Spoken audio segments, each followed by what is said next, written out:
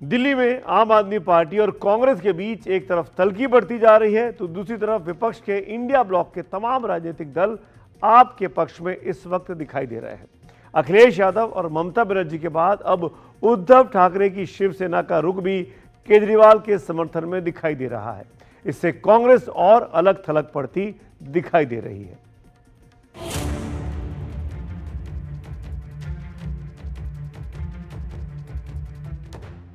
कहते हैं कि दिल मिले या ना मिले, हाथ मिलाते रहिए, लेकिन यहां तो अब हाथ मिलाने की सूरत भी नहीं बची। कहां तो बीजेपी और एनडीए के जवाब में इंडिया ब्लॉक बना था, लेकिन दिल्ली में ही इंडिया ब्लॉक बंट गया है। बल्कि सहयोगियों का रास्ता सबसे बड़े दल कांग्रेस की तरफ नहीं, बल्कि आम आदमी पार्टी की तरफ जा रहा है। ताजा मामला उद्धव ठाकरे की शिवसेना का है, जो केजरीवाल का स्तुति गान कर रहा है। दिल्ली सरकार ने यानी केजरीवाल सरकार ने जो काम किया है पिछले 10 सालों से हो, या उन्होंने जो स्कूलों के बारे में हो, शिक्षा व्यवस्था हो, स्वास्थ्य व्यवस्था हो, काफ़ी अच्छा काम किया है। पूरी दुनिया में उनकी बातें अच्छी होती रहती है, और अगर दिल्ली वासियों की सेवा करनी हो तो फिर एक बार केजरीवाल सरकार जरूरी है वहाँ। हमने बार बार कहा है कि कांग्रेस बड़ी पार्टी है देश में, दिल्ली में आप बड़ी पार्टी, लेकिन दिल्ली में आम आदमी पार्टी केजरीवाल जी की ताकत सबसे ज्यादा है। और माहौल ये है कि दिल्ली में आम आदमी पार्टी चुनाव जीत रही है और अच्छे मार्जिन से जीत रही है। इंडिया ब्लॉक में कांग्रेस सबसे बड़ी पार्टी है, लेकिन दिल्ली में वो बिल्कुल अलग थलग पड़ गई है। कांग्रेस ने आप के खिलाफ मोर्चा खोला तो सबसे पहले ममता बनर्जी की पार्टी आप के साथ खड़ी हो गई। ममता की पार्टी के नेता का बयान सुनिए। देखिए, इसके बारे में हमारा टॉप लीडरशिप ममता जी और जो नेशनल लीडर्स है वो फाइनली जो डिसीजन होगा अनाउंस करेंगे। It's too early to comment. आप हमारा दोस्त पार्टी है। अरविंद केजरीवाल जी ममता जी को रेस्पेक्ट करता है और ममता जी अरविंद केजरीवाल को पसंद करता है, और हम लोग चाहते हैं दिल्ली में भाजपा हार जाए और फिर से जो स्थिति है, जो गवर्नमेंट है, वो फिर से पावर में आ जाए। टीएमसी के बाद समाजवादी पार्टी ने भी साफ कर दिया कि दिल्ली में उसकी पसंद आप है, कांग्रेस नहीं। बल्कि अखिलेश यादव तो केजरीवाल के लिए वोट भी मांगने वाले हैं। और अब उद्धव ठाकरे के बेटे आदित्य ठाकरे के रुख से साफ लगता है कि दिल्ली में उनकी पार्टी भी आपके साथ खड़ी होगी। इन दोनों के बीच बिहार में लालू यादव की पार्टी ना इधर से बोल रही है ना उधर से, बल्कि तेजस्वी यादव ने तो इंडिया ब्लॉक का वजूद ही मिट्टी में मिला दिया। टूटा हुआ नजर आ रहा है। कांग्रेस दिल्ली चुनाव में तो पहले से ही तय था। इंडिया अलायंस जो है वो लोकसभा के लिए, और बिहार में जहाँ तक बात की जाए हम लोग तो शुरू से साथ थे। यहाँ पे दिल्ली जा रहे हैं आपका प्रचार करने के लिए। अभी हम लोगों ने डिसाइड नहीं किया पार्टी ने कि हम लोग वहाँ चुनाव लड़ेंगे कि नहीं लड़ेंगे। सर आप बहुत अच्छे और बाद में हम लोग देखेंगे कि किसको।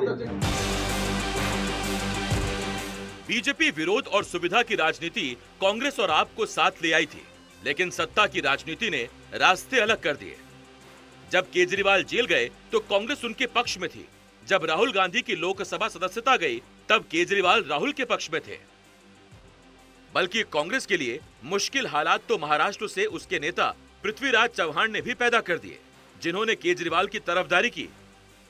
दिल्ली चुनाव बहुत अहम चुनाव है। मैं समझता हूँ शायद वहाँ केजरीवाल जीत जाएंगे। कांग्रेस भी फ्रेम में है, कांग्रेस भी चुनाव लड़ेगी। अच्छा होता अगर कांग्रेस और आपका अगर गठबंधन होता, लेकिन शायद वो नहीं होते दिख रहा है। तो अभी मैं यहाँ बैठ के शायद दिल्ली में क्या हो रहा है उसके बारे में ज्यादा कहना मुश्किल होगा।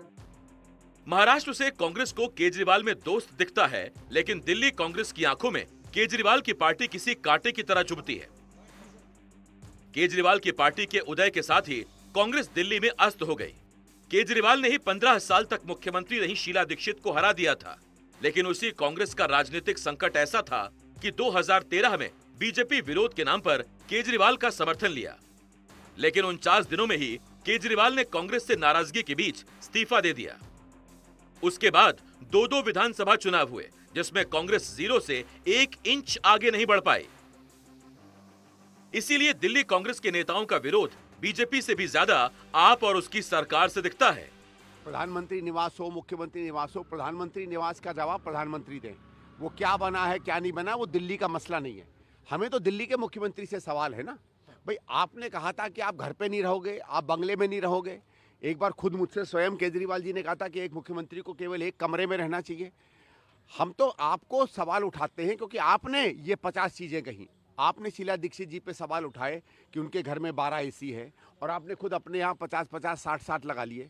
तो हम आपसे कहते हैं कि जो आदमी औरों पे उंगली उठाता है, याद रखिए वो 4 उंगलियां उस पर भी आती हैं और इस आदमी में तो 4 क्या 10 उंगलियां अपने में आ रही हैं। दिल्ली में मुकाबला कांग्रेस का सिर्फ आम आदमी पार्टी से है। उनको बीजेपी दिख ही नहीं रही, उनको परवेश वर्मा काला धन बांटते हुए दिख ही नहीं रहे, उनको परवेश वर्मा एमसीसी के वायलेशंस करते हुए नई स्कीम इस टाइम पे अनाउंस करते हुए दिख ही नहीं रहे।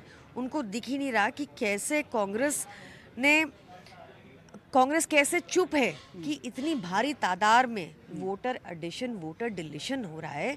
और भाजपा, ये कौन लोग हैं जो समरी रिवीजन प्रोसेस क्लोज होने के बाद इतनी भारी संख्या में एप्लीकेशंस डाले।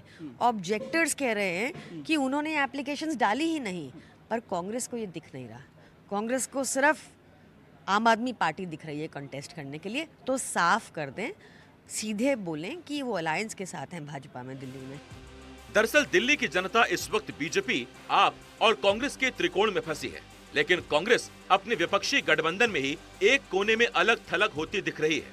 दिल्ली कांग्रेस भले केजरीवाल के खिलाफ मुखर दिखती है, लेकिन कांग्रेस आलाकमान ने मौन धारण कर रखा है।